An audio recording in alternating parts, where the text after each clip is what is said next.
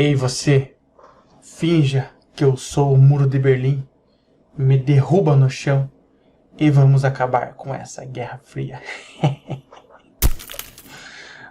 Boa noite, pessoal. Boa noite, boa tarde, bom dia, né? Não sei o que vocês vão fazer aí. Pessoal, então, amanhã eu não vou poder estar com vocês na aula, então eu gravei essa videoaula para vocês sobre o fim da União Soviética, certo? E senta lá que vem história, nós vamos então aprender o que vai acontecer então com o fim da União Soviética e também com o fim então da Guerra Fria, certo? Por assim dizer. Bom, primeira coisa, né, gente? A União Soviética ela vai entrar em colapso, vamos aqui colocar, ela vai entrar em colapso mais ou menos no final da década de 1980, tá? Uma coisa importante isso aí, né? O desgaste comunista, vamos colocar aqui, o desgaste comunista vai ser bem grande, né? Aqui, desgaste comunista, certo? Do governo, né?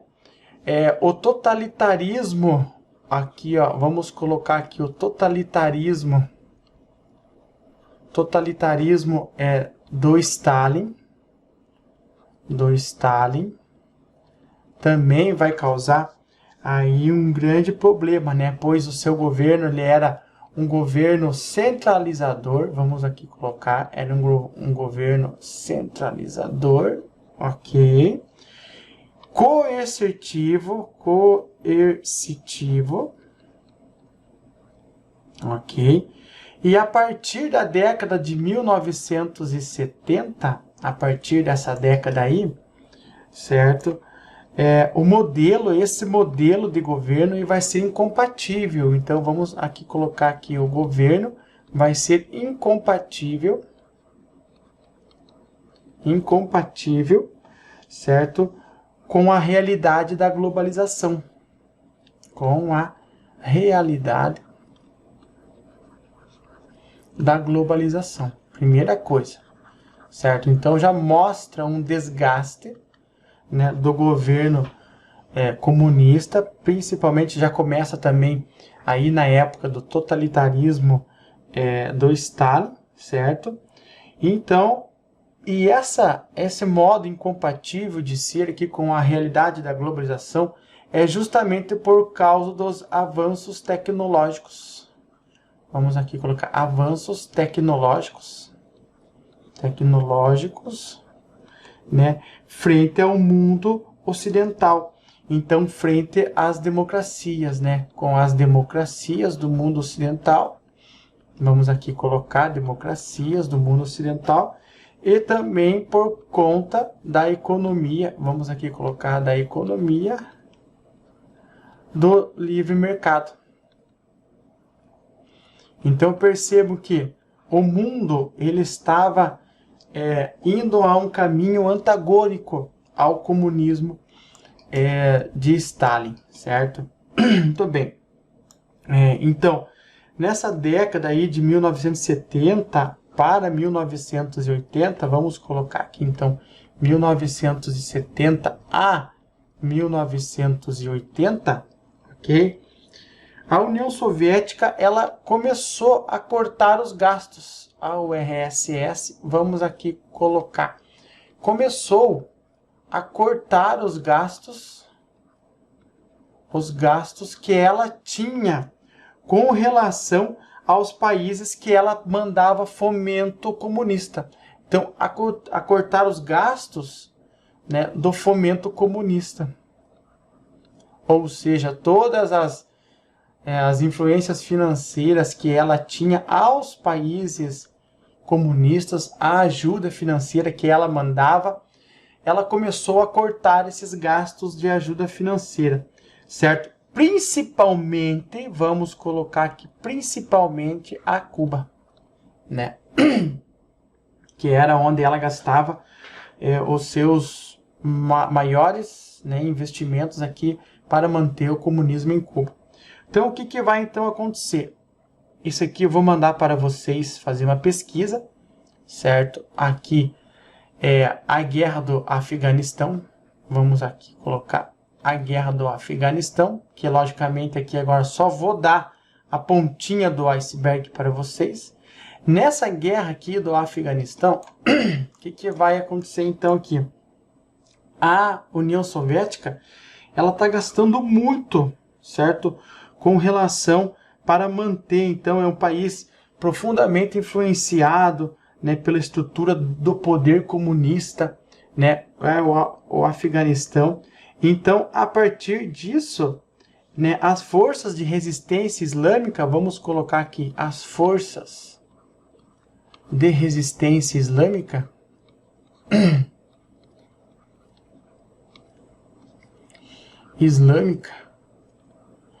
que eram apoiadas, vamos aqui colocar, apoiadas pelo Ocidente, certo? Começam então a serem treinadas, né? Aqui essa influência, aqui essa apoiadas aqui pelo Ocidente. Quando eu falo isso, é porque elas já são treinadas. Elas começam a ser treinadas pelos Estados Unidos, tá? Me desculpe. E também aqui, mas também passaram a receber auxílio da China, certo?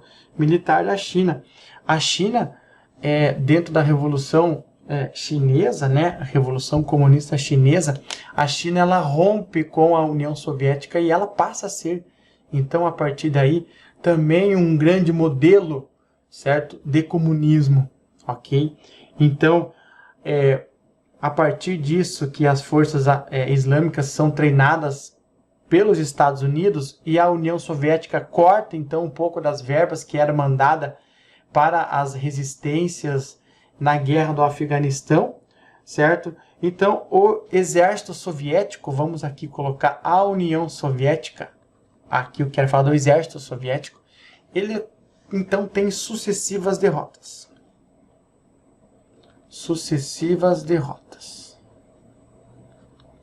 Certo? Muito bem.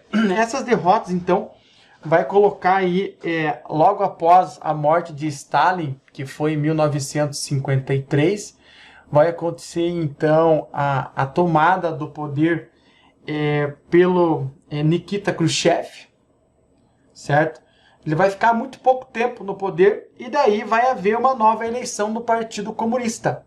Vamos colocar aqui, então, vai haver uma nova eleição do Partido Comunista. Nova eleição do Partido Comunista Soviético.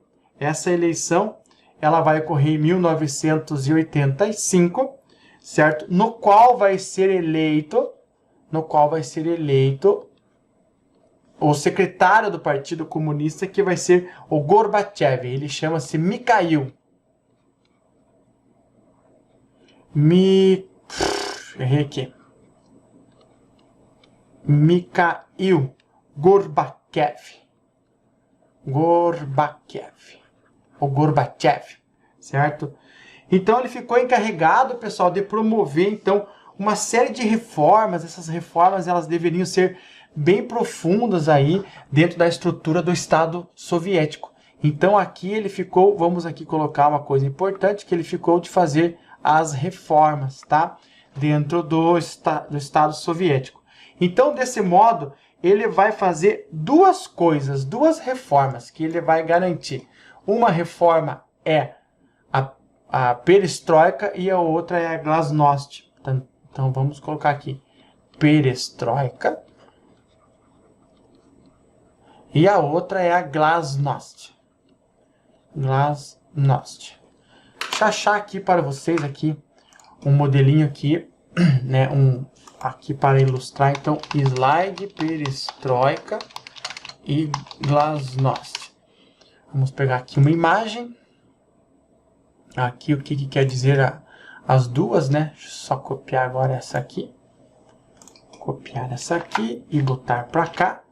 Essas duas coisas, pessoal, a perestroika e a glasnost, são, então, reformas de abertura. Uma fala da política e a outra fala da reestruturação econômica. Então, a glasnost, vamos ligar aqui, então, a glasnost. Onde é que está aqui? Vamos ligar aqui a glasnost, certo? transparência política, concessão de liberdades individuais e a perestroika, reestruturação econômica e militar, né, do país. Então, duas reformas colocadas aí por Mikhail Gorbachev, que vai então fazer essa abertura política e econômica da União Soviética. Note que a União Soviética, ela era um país atrasado, certo? Um país que ficou muitos anos sobre a ditadura do Joseph Stalin, certo? Inclusive com morte de muitas milhares, milhões de pessoas, tá? Quase um regime de escravidão, certo? Dentro da União Soviética. Com a morte do Stalin, entra o Nikita Khrushchev, que não vai ficar muito tempo. Daí entra Mikhail Gorbachev e ele é eleito em 85 com essa missão de colocar duas reformas, a perestroika e a glasnost, para começar então uma reabertura da União Soviética, tá? Então nós temos essa percepção aí. Continuando com o Gorbachev. Essas duas reformas aqui, elas vão causar uma implosão, vai, né, assim, entrar em colapso. Vamos colocar, vai entrar em colapso, né, em colapso o regime comunista, né, com essas duas reformas. Teve um monte de gente lá que não gostou, que foi pra rua fazer manifestação e tal, um monte de coisa, né, mas ele ficou no poder. Gorbachev, ele vai também, então, executar a diminuição do auxílio aos países comunistas, coisa que eu já falei aqui, então diminuir ainda mais, vamos colocar aqui, ainda mais, o auxílio, né, vamos aqui colocar o auxílio aos países comunistas. E nisso, nessa época, não eram poucos, né? Lembro que a União Soviética, a Rússia, ela vai se tornar a União das Repúblicas Socialistas Soviéticas, a Rússia e mais 14 países ali que fazem ali aquela cortina de ferro comunista, né? Ali no oeste da Rússia, né? Que é Lituânia, Estônia, Tchecoslováquia, Lituânia, Estônia, Bielorrússia, né? Aqueles países ali que eu já vou colocar aqui mais no finalzinho. Não, vamos achar aqui já. Países da URSS. Vamos achar aqui o mapa. Então, estão aqui eles, ó. Vamos ver se esse mapinha aqui ele é bom. Vamos abrir aqui ele. Olha aqui, ó. Então, esses países que faziam parte da União Soviética, né, naquela época lá, tá? Então, toda a ajuda mútua que tinha, né, voltada para esses países, o Mikhail Gorbachev, ele começa, então, diminuir, certo? Muito bem. Então, a retirada das tropas, né? Então, retira-se as tropas da zona do Afeganistão. A guerra do Afeganistão vai ser muito importante, certo? A tentativa de conquista do Afeganistão aí, só que nós vimos ali que não vai dar certo, pois as forças ocidentais treinadas pelos Estados Unidos vão ser muito mais eficientes nessa guerra, certo? E também aí acaba então, né, aí vai também tomar a iniciativa de firmar acordos com os Estados Unidos. Vamos colocar aqui então, Gorbachev firma acordos com os Estados Unidos. Esses acordos, então, ele acaba destruindo todo aquele conjunto, né, de regime comunista. Então ele começa já a enfraquecer. Entre esses acordos estava também a destruição, vamos aqui colocar a destruição, certo? De um conjunto, de um número bem expressivo de ogivas nucleares. Então, destruição de um conjunto, não é todas, né? Vamos colocar aqui, de um conjunto de ogivas nucleares. Ogivas nucleares. Vamos ver quanto que já está esse vídeo aqui. 14 minutos, meu Deus do céu. Então, vamos aqui continuar aqui um pouquinho para frente. Veja que eu só estou indo aqui para baixo, certo? Muito bem. Então, essa destruição, certo?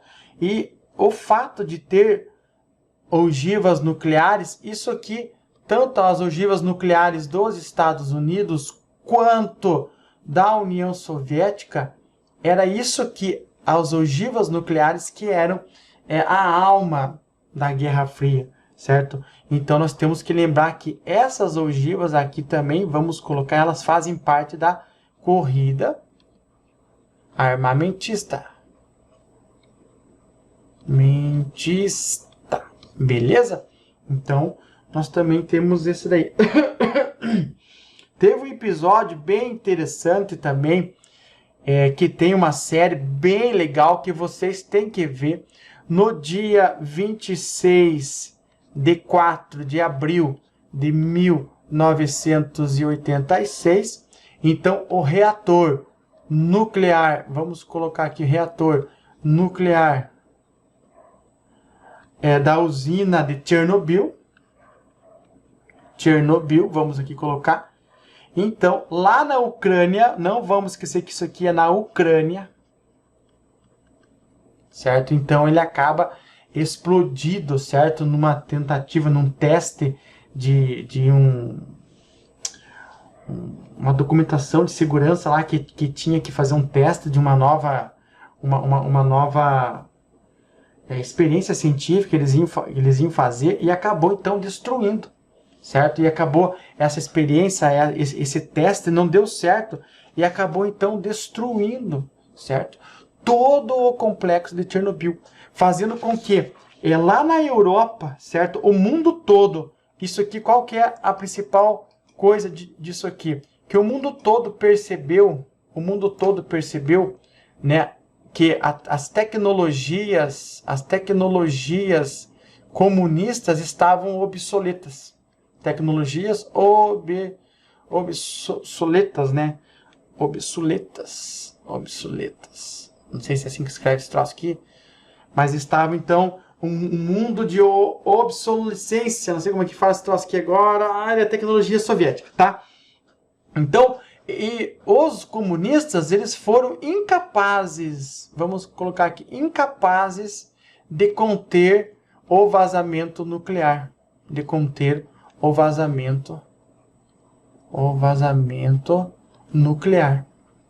Né? Ao ponto desse vazamento nuclear ser percebido em vários países da Europa. E países que eram longe. Então, em vários países da Europa, chegou a soar o sino, né, de alerta sobre o vazamento nuclear. Eles pensavam que era o vazamento das suas próprias usinas daqueles países, mas não. Foi lá, eles detectaram o vazamento lá da Ucrânia, certo? Então veja como é importante. Então em vários países houve aí, né, o soar do sino, né, sobre o vazamento nuclear. A ponto de que, no finalzinho, o Ocidente, vocês podem pesquisar quais países que foram ajudar a conter o vazamento nuclear, né, a ponto do Ocidente ser chamado para resolver o problema. Porque eles não iriam mais conseguir. Então, a abertura econômica e política, perestroika e glasnost, certo? O rompimento aqui com, né, aí do reator nuclear de Chernobyl, né? E a obsolescência, né, da tecnologia comunista vão ser um dos motivos que vão colocar fim, certo? Aí ao comunismo na União Soviética, tá? Muito bem. Então, a União Soviética vai, então, enfrentar diversos problemas. E o Gorbachev ele vai ser pressionado, então, por dois grandes setores da União Soviética. Vamos aqui colocar dois grandes setores que ele vai ser pressionado. Um setor chama-se a linha dura, certo? Que é o setor comandado por um cara chamado Palov, certo? O Palov. Retomando então aqui, pessoal, né, esses dois setores aí que o Gorbachev tinha que lidar, ele era comandado por duas pessoas, né? aqui arrumando ali aquele errinho lá. Então, uma delas era o Boris Yeltsin, que era mais liberal, mais progressista, vamos assim colocar, certo? E a linha dura, que era comandada pelo Valentin Pavlov, que esse cara aqui, ele era mais dos comunistas tradicionais, certo?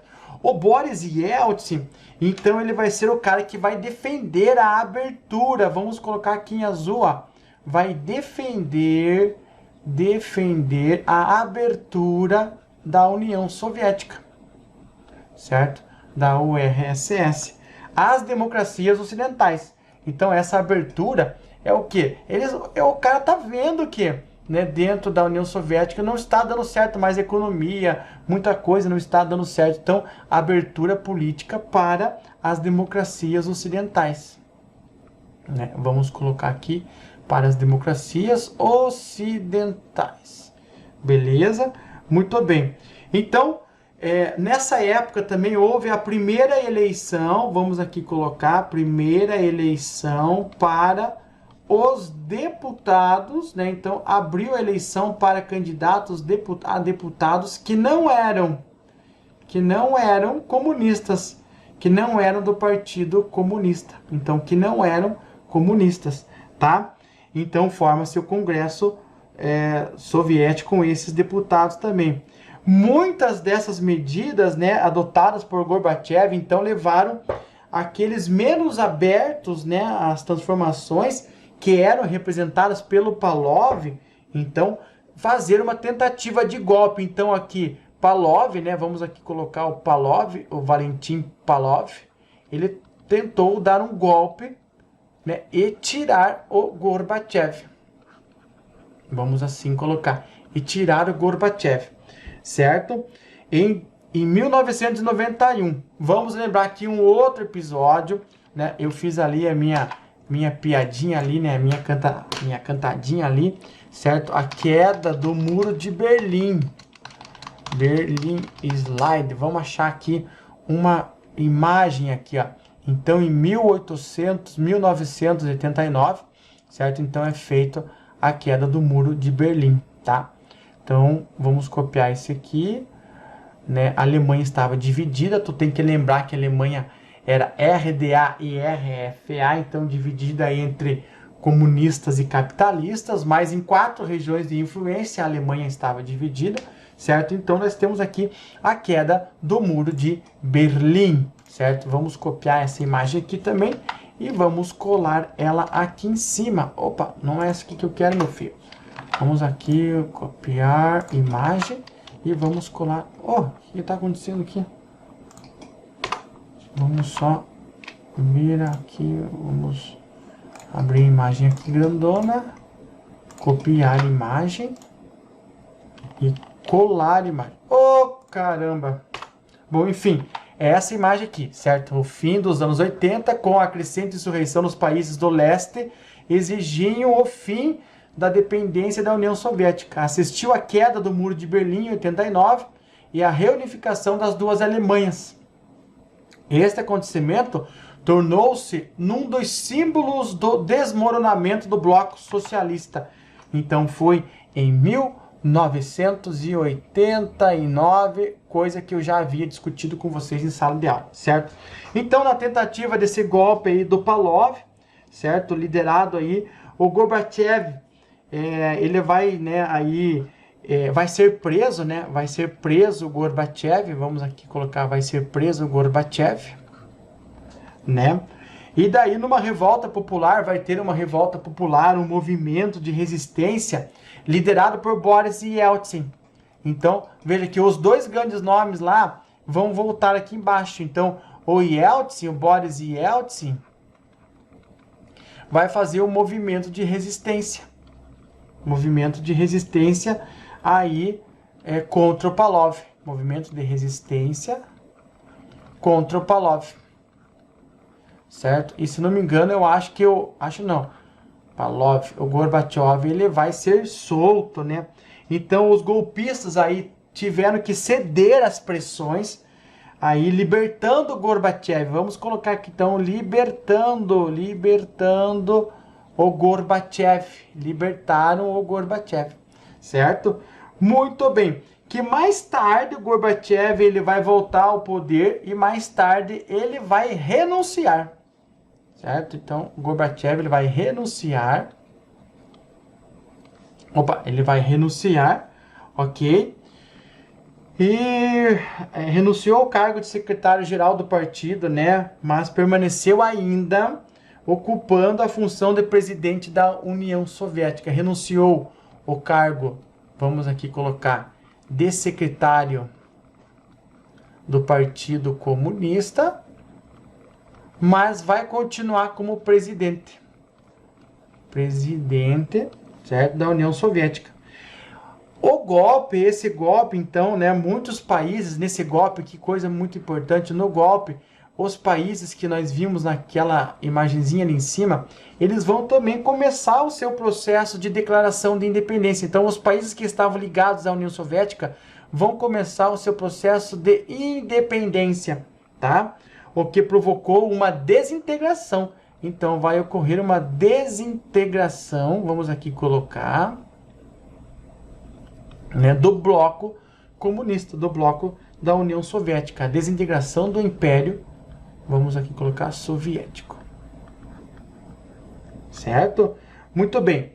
E daí, no dia de Natal, no dia 25 de dezembro, 25/12/1991, Gorbachev também renunciou ao cargo de presidente da União Soviética, colocando assim fracasso em suas reformas, né, em um colapso então dentro da União Soviética, tá? A partir de então, pessoal, depois da renúncia do presidente, foi formado então pelos ex-integrantes da União Soviética, ou seja, esses países aqui que estão fazendo as suas independências, integrantes, os ex-integrantes da União Soviética, eles vão formar a comunidade do SEI, que significa comunidade dos Estados Independentes, conhecido como SEI, e no qual vão implantar então aí o regime político, o regime econômico de acordo com as suas necessidades. Então, fatos importantes que ocorreram aqui com o fim da União Soviética e também com o fim da Guerra Fria, certo? E isso então acaba com a unidade da União das Repúblicas Socialistas Soviéticas. Feito? Um abraço, tchau para vocês, valeu!